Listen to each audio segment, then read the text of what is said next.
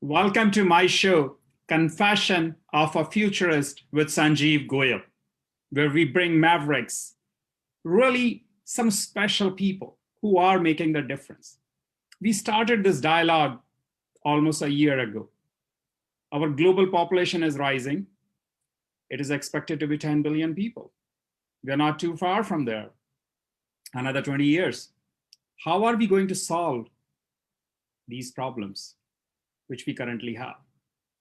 So every week I invite phenomenal guests, people who have different perspective. They have done something very interesting and it's their take on how can we solve these problems.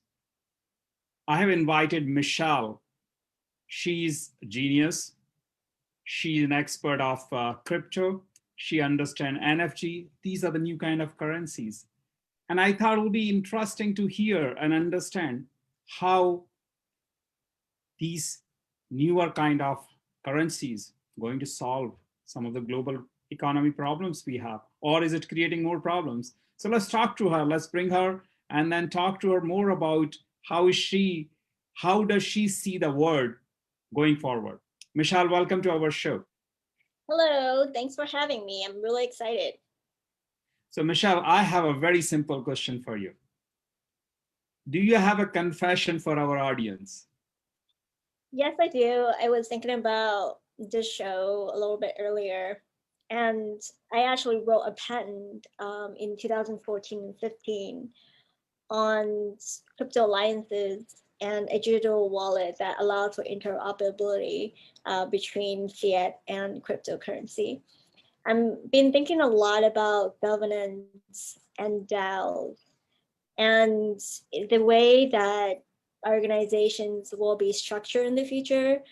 And when you really think about Libra and all the alliances, like credit card associations and things like that, isn't that a DAO, right? So I think it's safe to say that we have a governance structure in our digital wallet provisional pen in 2014 and 15. I thought that was really, really cool. And I just realized it today. Yeah, it's interesting, Michelle, how our world has evolved, especially in last 10 years. But if we go back 18 years ago, Mhm, sorry, 18 months ago, pre-COVID and post-COVID, mhm, we never thought our world is so interconnected. mhm, If somebody sneezes anywhere in the world, it impacts all of us. mhm. Every single country economy is impacted if the economy of one country is impacted. So we are, I will say, like, we are so codependent on everybody around us. Now, in that world, a currency is the key instrument for us to work with. Mhm. So, biggest question I have for you is currency even relevant when we talk about going in future? Because we need currency to trade. I'm Yeah, sure we can find better ways without currency yeah, to trade. yeah. We do need a global currency. If ask why, and what is the future of money? It is a currency. Cryptocurrency came, the people that creates cryptocurrency, they have a faith and a belief in a revolution, right? They're ready for change. And I think in the last couple of years, it's been really difficult for adoption because of regulations from the government, depending on location and where people live. And having thinking through concepts such as privacy, transparency, whether the way that we spend and how we spend should be um, autonomous. Do you really know what I need to buy today with cash or cryptocurrency?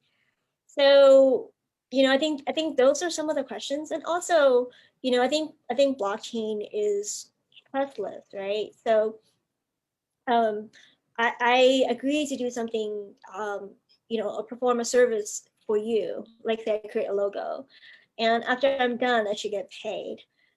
However, I think in the last couple of years, although cryptocurrency has moved forward, we also see a lot of challenges in the industry, right? Because there's no governance. We see a lot of fraud. We see a lot of founders enriching themselves. Governance and DAO systems that didn't work. We see, like people using Mixer to do certain things, and the government, caring about AML, KYC. So how do we balance that, right? And but why is money important? That's a bigger question. So the reason I'm asking this question is, Michelle, I think the bigger problem, personally, I see it as we try to mix fiat and crypto. Mhm. I personally think when we talk about crypto, we should think of a very different kind of word. Because when we talk about a word which is completely transparent, completely open, it is an open structure, it's a global currency, there is nobody control it. The minute we mix it with fiat, it just changes the whole dynamics. And today, just for our audience, some stat, US has roughly, as per Federal Reserve, $19.5 trillion. Mhm. And we have, like it's interesting number, I got $2 trillion to $5 trillion printed in circulation. And half of those dollars are outside America. So it's Mhm. very interesting what dollars are doing outside America, who is using it, and why people have these dollar bills lying around everywhere in the world. Yeah. Okay, I get some traveler. And on the same note, Bitcoin is roughly around 900 billion now, or Yeah. It's quite a right? lot. Right. So it's still pretty large. It's like almost half of the printed or the currency in circulation. This is a pretty large number. However, who decide the value of that? Because it's all pegged to the Yeah. fiat currency. And that is where and I'm sure a lot of audience like me have challenge in comprehending if we are creating a different kind of currency, why does it need to be pegged with fiat? So if you can Yeah. talk a little bit about that, that'll be very helpful. Yeah, I think the answer really depends, right? You have Bitcoin. Bitcoin is just Bitcoin, right? It's around 45% of the total crypto now. It Yeah, it used has to be its own 70%. value, but the challenges with Bitcoin is that you can't. There's no chargeback. It's still 10 minutes, and people don't use it, right? You can't use it. I mean, people. People are treating it as a investment. People are treating it as gold, and Exactly. I'm thinking in my head, it's okay. So should I invest in US dollar or Japanese yen? Okay, yeah, people do all those currency trading, but it doesn't make any sense as a person, because I would like to use the money to buy something. Yeah, my vision for that in terms of a currency for trade is a stable coin. Bitcoin, Ethereum they are volatile, right? They move and up and down depending on the market. Ethereum has more utility, Mhm. because people can develop smart contracts on top of Yeah. that. And they have Blockchain, I different. completely agree with you, Michelle. There are tremendous usage of that. In fact, to Yeah, tell you the fact, I laugh about what is happening with NFG, right? yeah, NFT. yeah. But philosophically, it makes a lot of sense. As an engineer, I say, oh, I can apply it to 100 other things. I don't have to apply it to a digital card. I can apply it to several things. Mhm. Same technology, right? Yes, yeah. So a non-fungible token is a token. It has this is unique. It's identified. It have its own identifiable information, and is tied to a blockchain. And the media is usually on IPFS. And it could be a license that is on an NFT. It could be art, right? It could be real estate. Yeah. It could be a title, like anything could be an NFT. And I think we hosted a conference in about 2017 and 18. And one of my vision for the future is having one cryptocurrency that kind of unites it all. And it's almost like me having my crypto and you having your crypto, right? And for example, say I'm making a startup and I wanted to pay you for 1 hour of your insights or advice. So I would, pay you with Michelle coin and you would receive it, right? but you can transfer that and convert that into a stable coin, and you can transfer that stable coin anywhere around the world. Because like today people are using stable coins to pay their employees, their contractors, and different people, because you don't have to convert it. It's universal. Yeah. And it's always, it's mostly always, stable. So yeah, so that's a very interesting concept. But before we go a little deeper, would you mind telling people about your experience? I know enough about you, but it would be nice for them to know, where did you grow up, what you like. You are in San Francisco now, right? Yeah, I'm in the Silicon Valley. I've grown up in California most of my life, Wow, and I'm a big nerd.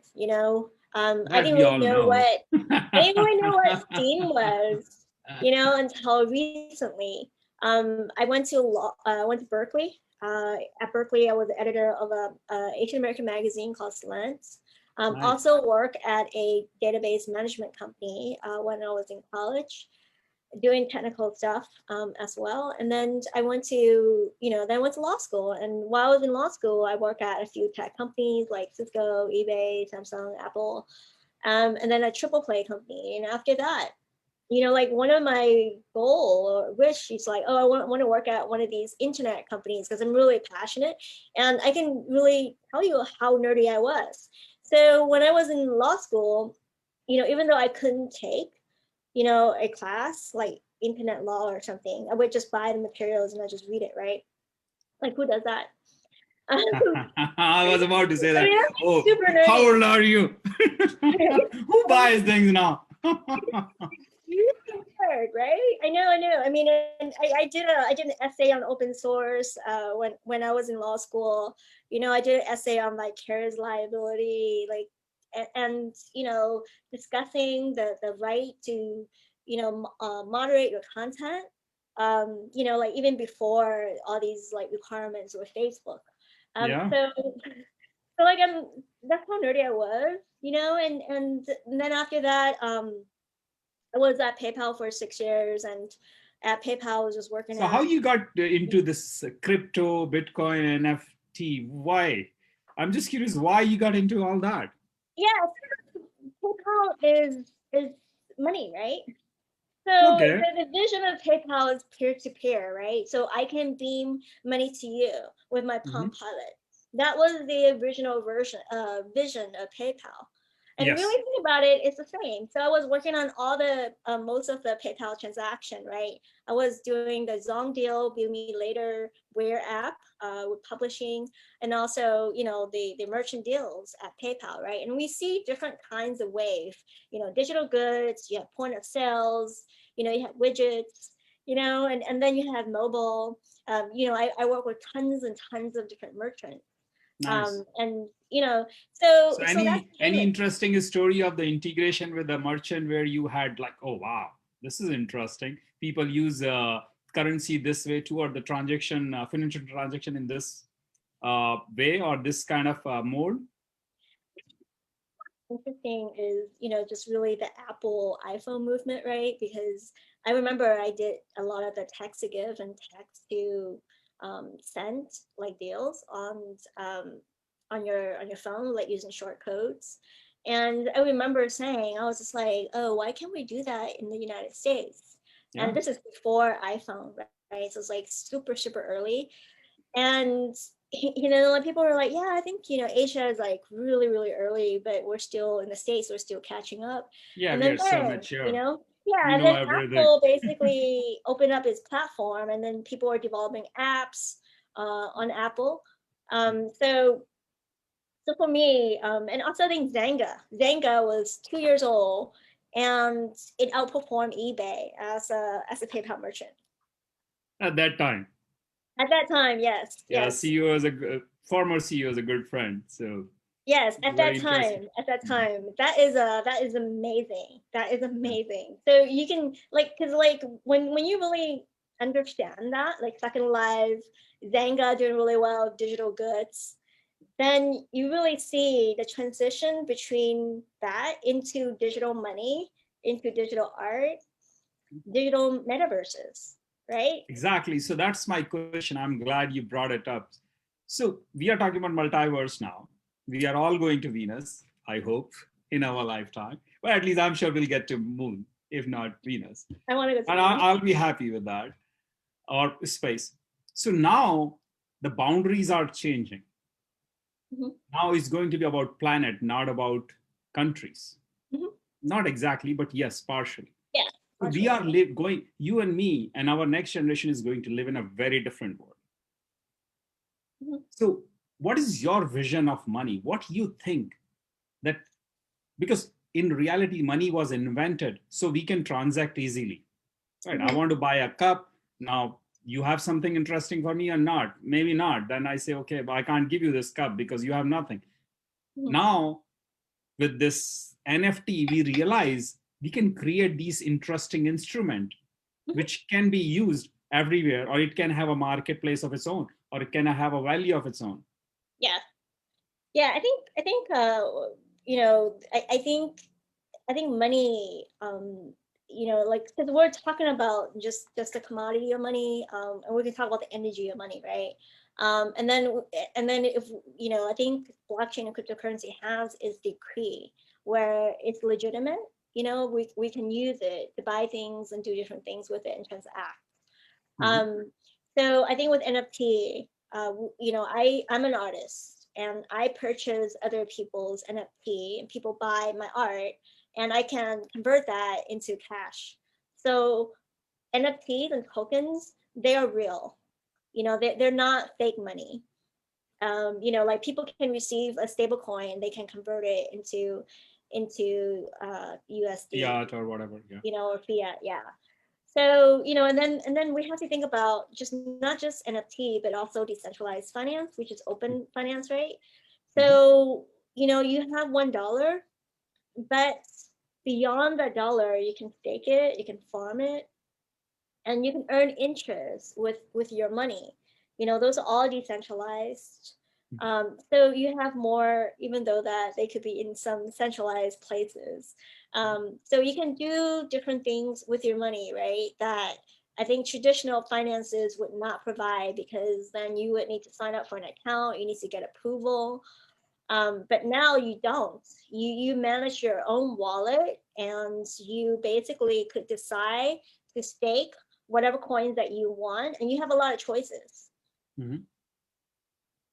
So, let's going back to the basic fundamental question of what is the purpose of money? So, the purpose of money is we need an instrument so we can Okay. trade with each other. And Mhm. I can use that and do something else with that. It can Mhm. be a gold coin, it can be a silver coin. We believed in fiat currency today because our government runs it. Now, a lot of nerds like you come up with the idea, oh, no, no, we don't want it like that. We want a global, we want a completely, almost like a self governing kind of system around the Yeah, money. yeah, And it's a token, it's a number. You can exchange it, has a value. Value goes up and down relative to something, but in reality, value is same because its value is up and down because we are comparing it with some other currency. mhm, Right? If we change it, if the number of bitcoins are still same, it doesn't change. yeah. Right? How are you mining and all of that? So thinking about a word and thinking about a one currency word, do you think it is too far fetched or it's not even required? Because a lot of time we talk about, oh no, we need one currency. Do we really need one? What is wrong with the current system? Yeah, I think the current fiat system, of course, has a lot of challenges. Mhm. Distribution of wealth is very different. Only certain people, they could be manipulated, right? There's like Mhm. macroeconomic factors that impact it. And then there's inflation, you can print a lot of that. So all Mhm. of that impacts it. Even with cryptocurrency, there's many, many tokens. So I really don't know whether we need one global currency per se. However, I do think that one stable coin all over the world would help with, just the same price of everything. But I think the whole idea of the future is that money, is used for trading, but people will be incentivized, right? So today, if I go to a certain platform, they take our data, they exploit us, and they, make a lot of money from their shares. So, I mean, I think that money is going to change. It's going to be governed by a lot of people, with based on the reputation, hopefully, and other factors. Either be incentivized so that there's give and take, so it's two-way. There's going to be DAOs, right? If I'm interested in something, then we can get together and create that. And also it involves, on the back end, like decentralized finance, not just So that is very NFT, interesting topic, but Michelle, you real talk art. about decentralized finance. That is definitely a very interesting idea. Yeah. And that's a lot of people are talking about it. And I do believe personally, even it's like, let's talk about Silicon Valley for a minute. And let's talk about the Sure. whole trading globally and talk about the funding with the VCs. VC funding is still a very small percentage of the total Mhm, investment market. Right? We know that. And mhm, there is billions of dollars, but still it's nothing as compared to total trading happening on the trading mhm. floors in New York and everywhere else globally. And we talk about so many startups getting funding, not getting funding, and there is a very complex systems. Every VC has their own way of doing things. A lot of amazing ideas die down or Mhm, dies because they don't get either the proper support or they don't get the funding. mhm. So why aren't we figuring it out? I know ICO has major issues because of the regulatory hurdle. Are there better ways to raise initial funding so we can do a better, we can really bring some amazing startups to life? Yeah, I think when in the crypto world, people do a lot of IDO, which is really based on the concept of fair launch. They don't really like it when something is pre-funded, especially without disclosure. So, but usually those are outside of the US, because of our regulation. I think sometimes it stifle innovation in that kind of way, because then you limit capital to a certain group of people and a certain percentage of people. And then you also And have, social equity is very important. I completely understand because we have to change the whole paradigm. The wealth yeah, has to be distributed. yeah. And then also, we also have, I think, security tokens as well. Yeah.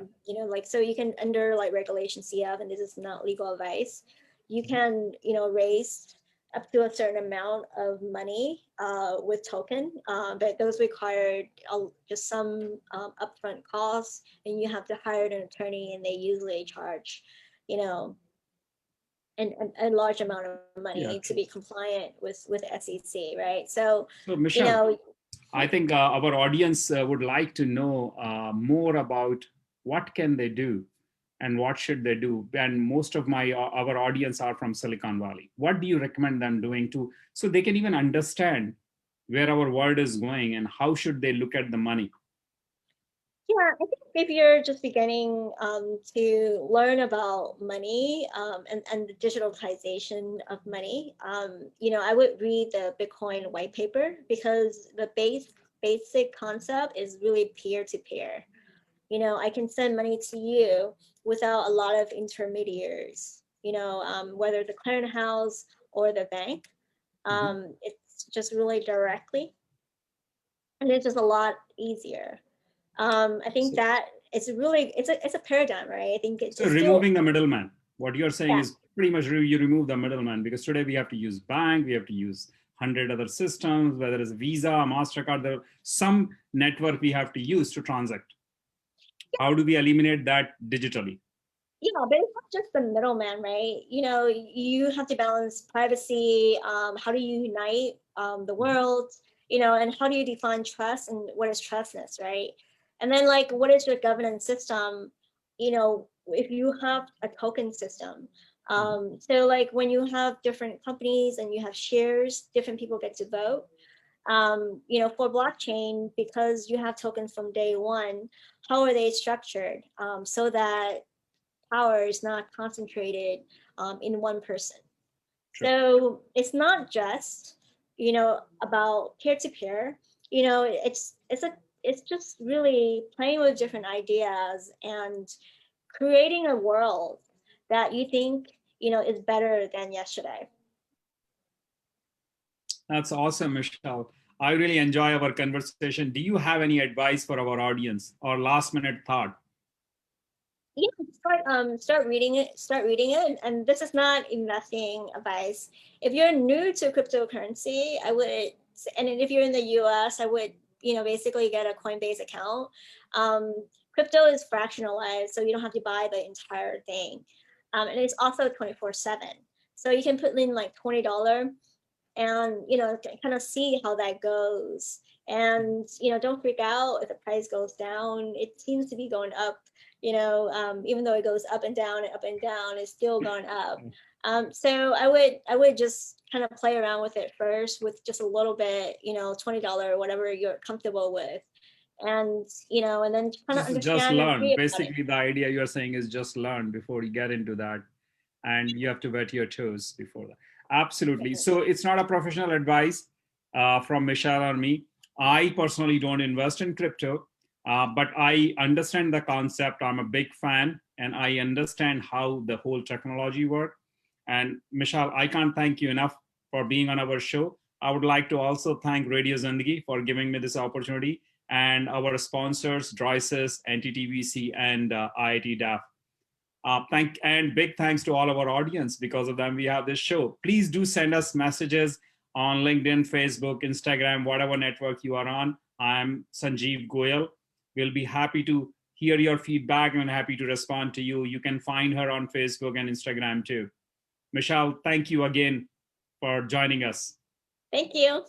Okay, bye bye.